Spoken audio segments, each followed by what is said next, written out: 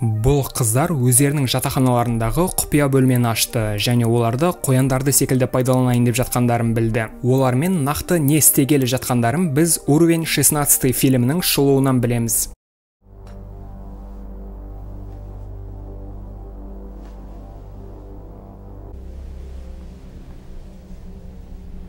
Біз түрмеге ұқсас ұзын балаларға арналған қамқорлық үйін көреміз. Мұнда көптеген жасөспірім қыздар өмір сүреді. Олардың араларында екі құрбы Вивиан мен София. Олар жатын бөлмеде отырып, оларды асырап алатын күнді армандайды. Сөйтсе, олар өмір бойы осы жетімдер үйінде тұрып жатыр екен және ешқашан сыртқа шықпаған. Сиренаның дыбысы шығады. Бірдей ұзын көйлектегі көптеген қыздар дәліздегі қол жуғышқа асығады. Оның қасында камера орналастырылған. Әр қыз шомылып өзінің таза екендігін көрсетуі керек. Барлықтары мұны анық тәртіппен жасауға мәжбүр және бірнеше секундта үлгереді. Кенеттен София өзінің сұйық сабын салынған құмырасын құлатып алады. Мәселенің бәрі оның көзі нашар көреді және қыз оны ешқалай таба алмай жатыр. София Вивианнан оған көмектесуін өтінеді. Қыз құрбысына көмектесуге асығады және оның құмырасын көтереді. Осының салдарынан ол жуынуға бірнеше секунд кешігеді. Бірден қызыл шам жанады және дабыл іске қосылады. Барлық қыздар жүздерімен қабырғаға бұрылады.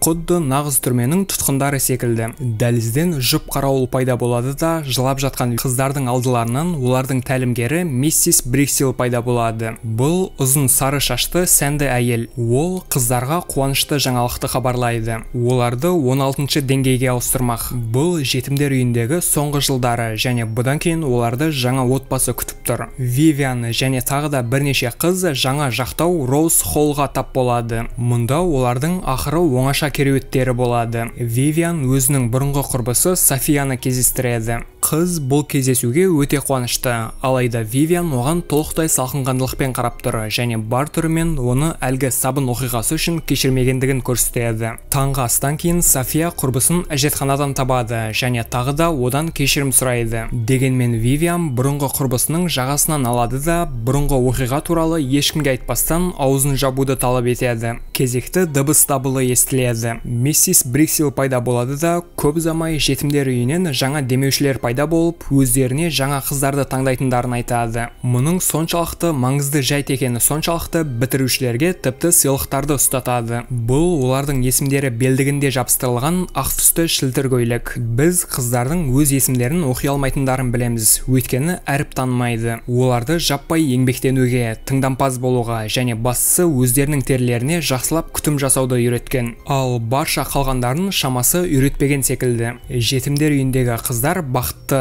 және өздерінің жаңа ата-аналарымен кездесуді асыға күтіп отыр. Тек София ғана өте алаңдаулы көрінеді. Ол Вивианнан бүгінгі күнделікті дәруменді қабылдамауын өтінеді. Қыздар камераның алдында тұрады және кезекпен көк капсулаларды қабылдайды. Вивиан Софияны тыңдауды шешеді және бұл капсуланы жұтпастан оны дәретханаға түкіреді. Дабыл дыбысы тарай салысымен Вивиан төсегіне жатады. Оны бөлмедегі барлық қыздардың секундтарда терең ұйқыға енгендері таңдандырады. Кенеттен София пайда болады және Вивианға бұл жердегі бүкіл шындықты айтуға тырысады. Қыздарға дәрумен емес ұйықтататын дәрі береді екен, сондықтан олар таңға дейін оянбайды. Дәлізден әлдекімдердің қадамы естіледі. София тығылады және Вивианнан ұйықтаған кейіп танытуын өтінеді. Жатын бөлмеден екі қарауылдың жетелеуімен миссис Бриксил пайда болады. Әйел бірнеше ұйықтап жатқан қызды меңзейді және ер адам оны әлдебір жаққа алып кетеді. Олардың араларында өтірік ұйықтап жатқан Вивиан да бар. Қыздарды әлдебір залға әкеледі. Қарауылдар шығып кеткесін Вивиан көзін ашады да жан-жағына көз жүгіртеді. Қыз қатты қорқады және ол тағы да көзін жұмады. Бөлмеге бейтаныс қарт жұптар кіреді. Миссис Бриксил оларға ұйықтап жатқан қыздардың тері қасиеттері туралы баяндайды. Әйел абдырап тұр,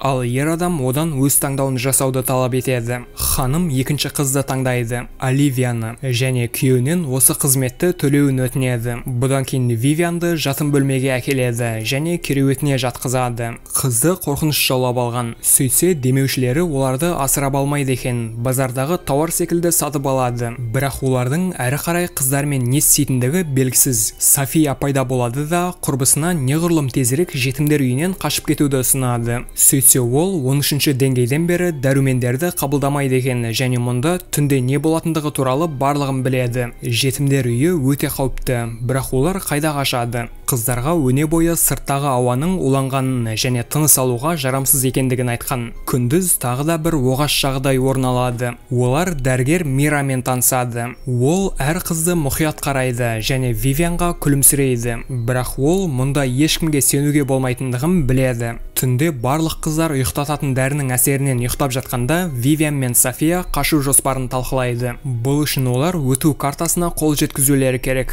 Әйтпесе жабық аймақтан қаша алмайсың. София құрбысына барлығын басқа қыздарға да айтуды ұсынады, бірақ Вивиан түбегейлі қарсы. Өйткені олардың бірі оларды оп-оңай сатып беруі мүмкін және сонда олардың жоспарлары құртылады. Дәрігер Мираның кезекті қабылдауында Вивиан оның басқа қыздарға қарағанда өзіне басқаша қарайтындығын түсінеді. Ол мұны өзінің мақсатында пайдалануды шешеді және қалай дәрігер өзінің өткізу картасын пайдаланатынын мұқият бақылайды. Бұл ретте оғаш жағдай жалғасады. Қыздардың бірінде конвульсия басталады. Ол жерге құлайды. Вивиан оның тұруына көмектеседі және жуынатын бөлмеге жетелейді. Шамасы бұл жақында ғана барлық қыздарға салынған екпенің салдары секілді. Олардың ине салынған жерлері асқынады. Құрбылар оларда тым аз уақыт қалғандығын түсінеді. Іске кірісу қажет. Дәрігер Мираның кезекті қабылдауында Вивиан сүйкімді әрі тіл алғыш қыздың кейпін танытуын доғарады. Көптеген сұрақтарды қояды және ер адам оның мінезіне таңданады. Ол оған дәруменді ине салады.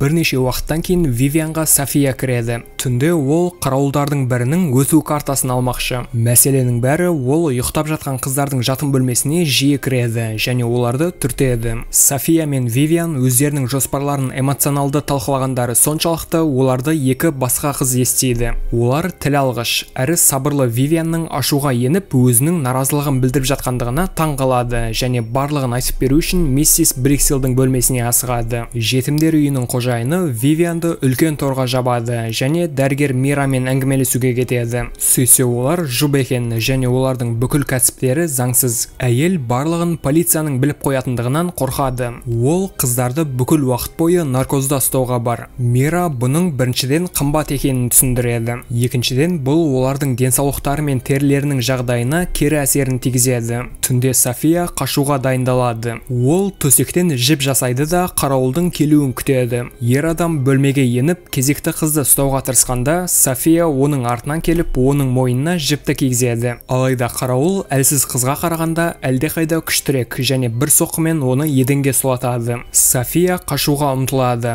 бірақ қарауыл оны ұстап алады. Ол кезекті соққыдан кейін қасынан үтікті байқайды. Қыз оны ұстайды да қарауылдың басына соққы береді және еркек есін жоғалтады. София оның қалтасынан өткізу картасын табады. Оны алады да құрбысы отырған торға асығады. Әттең, қыздар торды ашып үлгермейді, өйткені дабыл соғады және ол тез арада қашуға мәжбүр. Бірнеше уақыттан кейін миссис Бриксил пайда болады да Вивианды тордан шығарады. Қыздарды тағы да бөлмелердің бірінде жинайды. Олардың алдыларында миссис Бриксил, дәрігер Мира және қарауылдардың бірі тұр. Софияны сұмдық әрекет жасаған үшін кінәлайды. Ол маңызды бір затты ұрлаған, енді оны ешкім таба алмай жатыр. Қыздар ұрлаған заттарын қайтармайынша күн сайын олардың бірі қатыгездікпен жазаланатын болады. Дәрігер Мира алғашқы құрбанын таңдайды және қарауыл жылап жатқан қызды дәлізге алып кетеді. Жетімдер үйіндегі тәртіп бұрынғыдан да қатты күшейеді. Енді қыздар өздерінің дәрілерін миссис Бриксилдің қадағалауымен ішеді. Әйел Вивианды қадала бақылайды және оны дәруменді ішуге мәжбүрлейді. Негізінде ол ұйықтататын дәрі. Ол қызға ертең оны демеушілер әкететіндігін хабарлайды. Вивиан іс жүзінде оның уақыты қалмағандығын түсінеді.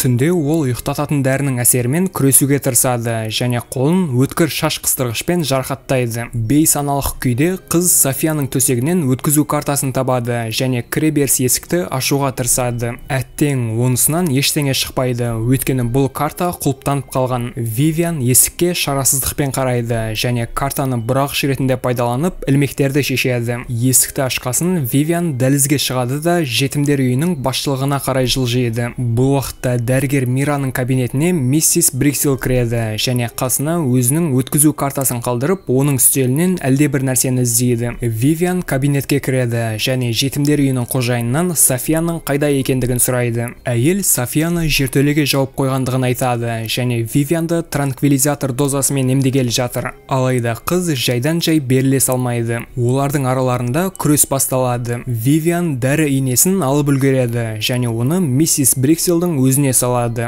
Тәлімгердің өткізу картасын алғасын қыз бостандыққа жетелейтін есікке жақындайды. Шамасы ол Софиясыз-ақ та қашып кетуге дайын секілді. Дегенмен Вивиан бәрібірде жертөлеге түседі, өйткені құрбысын сатқысы жоқ. Қыз құрбысын торлардың бірінен табады және оны босатады. Софияның қолдары байлаулы және Вивиан оларды немен шешуге болатындығын іздей бастайды. Қыздар жерасты операция бөлмесіне тап болады және олар бұл жерден өздерінің жетімдер үйі туралы одан да қорқынышты нәрселерді біледі. Үстелдердің үстінде тұтас оралған қалталар жатыр. Шошынған Вивиан олардың бірін ашады және ішінен Ританың денесін табады. Бұл әлгі дәрігер Мираның бұйрығымен жазалануға әкетілген қыз. Оның бет терісі жоқ. Вивиан мен София бұл әр қалталардың ішінде олар танитын қыздардың бірі жатқандығын түсінеді және олардың барлығының жүздері жоқ. Екеуі байғұс қыздардың аяқтарына байланған есімдері жазылған қағазды көреді. Вивианның бұл жерден тезірек қашып кеткісі келеді, алайда София өзінің құрбыларын құтқарғысы келеді. Скальпельмен қаруланғасын құрбылар баспалдақпен көтеріледі және кіреберіс есікке жақындайды. София Вивианнан оны күте тұруын өтінеді. София 16-шы деңгейге жүреді,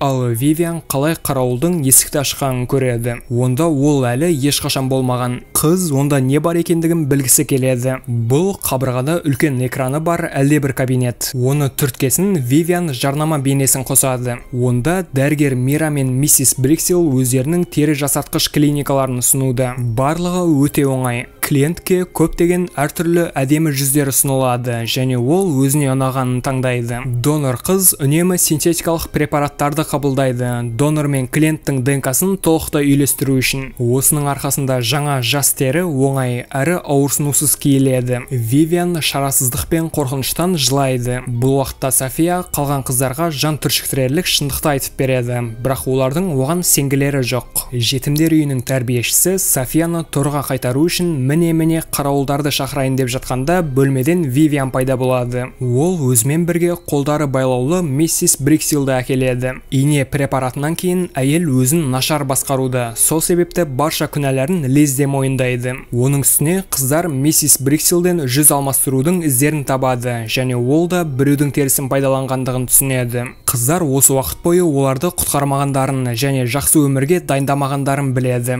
Керісінше қойлар мен тауықтарды секілді баптаған. Кейінірек сатып алушыларға сату үшін. Жетімдер үйінің тәрбиешілері миссис Брикселді торға отырғызады және бұл жерден тезірек кетіп қалуға асығады. Алайда кіреберіс есікті ашқандарында сиренаның дыбысы шығады. Қыздар құтқарылу үмітінде аулаға жүгіреді. Олардың арттарынан қаруланған қарауылдар қудалайды. Қарауылдардың бірі Вивиан мен Софияға шабуылдайды. Дегенмен құрбылар оны үлкен биіктіктен итеріп жібереді. Алайда ер адам Софияны жарылап үлгереді. Құрбылар кішігірім баспанаға жүгіреді де есікті құлыптап қояды. Қарауылдар оқ атпайды, өйткені қыздар оларға тірі күйлерінше және терлері зақымдалмаған бойы керек. Келіссөзге дәрігер Мира келеді. Ол бүкіл қыздарды жетімдер үйіне олардың ата-аналары сатқанын хабарлайды және ол оларға жақсы өмір беріп, оларды құтқарып қалдымыз. Ер адам Вивианға мәміле ұсынады. Ол бүкіл қыздарды, соның ішінде Софияны да жетімдер үйіне қайтаруға көмектесуі керек. Ал осы үшін ол оны бостандыққа жібереді. Вивиан дәрігерге сенбейді және одан оның жүзі неше тұратындығын сұрайды. Ер адам оған өмірінің 16 жылын құртқанын мойындайды және ол үшін бұл баға жетпес. Сонда Вивиан скальпельді алады да терісін бірнеше рет тіледі. Оны ешкімнің пайдалана алмауы үшін. Қыз ауырсыну мен ашудан жылайды, ал қарауылдар дереу әлдекімге қоңырау шала бастайды. Дәрігер Мираны оның бастығы шақырады және бірнеше уақыттан кейін оқ атылады. Шамасы бастық дәрігерді бір жайлы еткен секілді. Таңда Вивиан мен София отырған баспананың есігін беларустық төтенше жағдай қызметкерлері бұзып кіреді. Қыздар сыртқа шығады да жаңбыр жауып жатқандығын көреді. Олар қол ұстасып жылайды және өмірлерінде алғаш рет күнге қарайды. Фильм туралы өз ойларыңызды пікірге бөлісіңіздер. Сондай-ақ жаңа бейнелерді жіберіп алмау үшін арнаға жазылып қоңыраушаны басып қойыңыздар. Келесіде кездескенше.